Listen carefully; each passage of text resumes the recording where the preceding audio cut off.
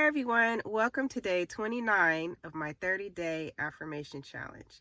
Today's affirmation is I release the past and embrace the present.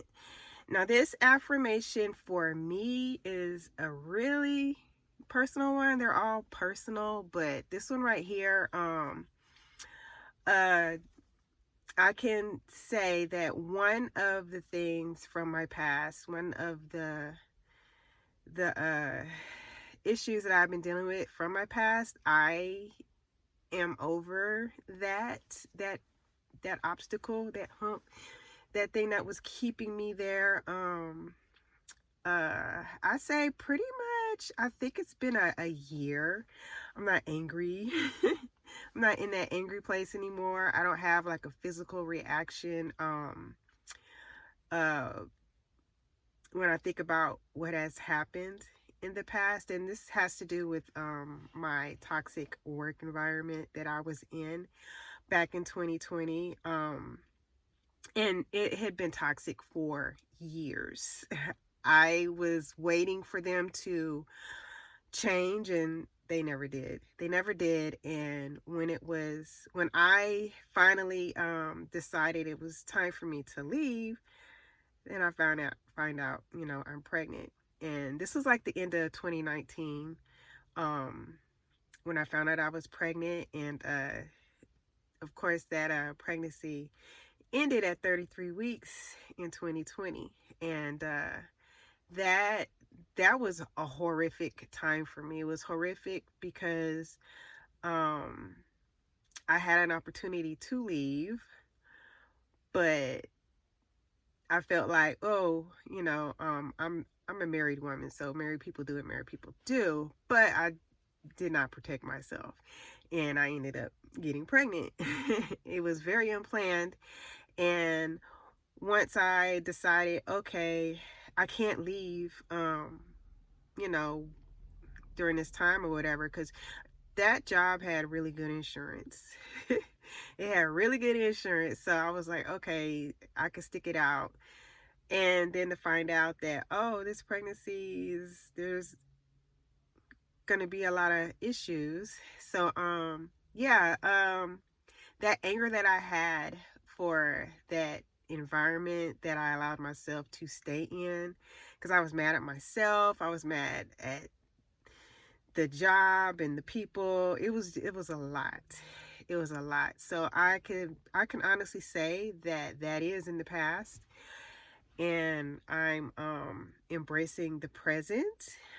But another issue that I had back then that is still lingering today is the anxiety that I have about going to the doctor. When I had to start going to the high risk doctor, that was like, you know, every 2 weeks to every week towards the end. And all of those appointments were really stressful for me because my baby had, a non-compatible with life diagnosis. And it felt as if all of those appointments, because they were ultrasound appointments, it was just like proof of life appointments. I only had like one nurse that was very compassionate with the situation, and she made it seem normal. But the other doctors and nurses, they were like, okay, let's see what's wrong with your baby today. Like every week there's something wrong, and that was a lot of appointments. And that affected me a lot.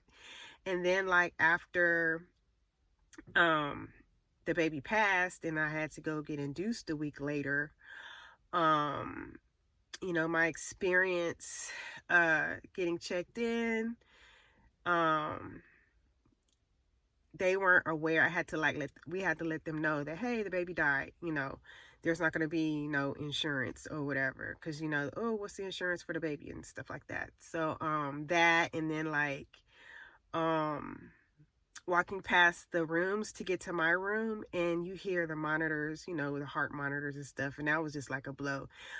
Like, wow, I didn't even think about wearing like earphones or whatever, so I wouldn't hear those familiar sounds, because this was definitely not my first baby or whatever. So yeah, I forgot about that. And yeah, just constantly having to remind the nurses, like when they came in to give me to get me checked in and stuff, they're bringing the monitors in, and it's just like the baby is dead. Like it was a lot. It was a lot all the way till the end. Is like um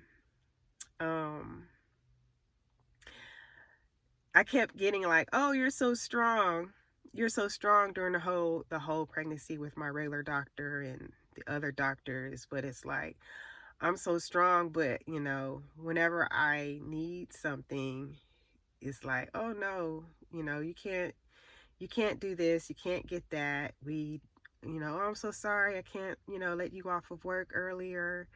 Like the pregnancy I had before this one, like they let me off, like, I don't know, 6 weeks, for 6 weeks, I think, ahead of my due date, just because I was uncomfortable. And it's like, okay, I'm uncomfortable now and I can't like get off. Like, my baby is not good. She's probably not gonna make it. Like, yeah, it was a lot. It was a lot. Um, but anyway, I developed an anxiety about going to the doctor with all of that. And that is still a present thing. I don't go to the doctor unless it's like life threatening type situation. But yeah, I have an appointment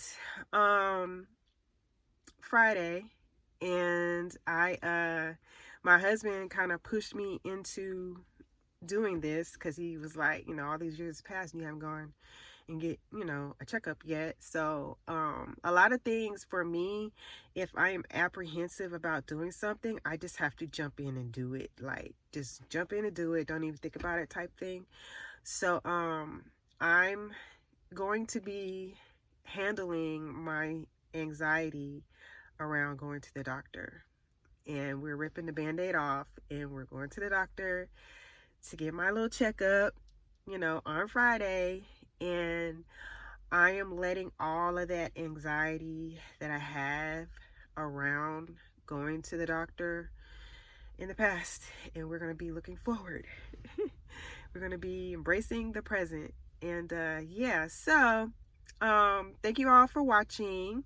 I know this was kind of a long one, but I really appreciate those of you who watched it all the way until the end. Thank you, and I will see you in the next one. All right, bye.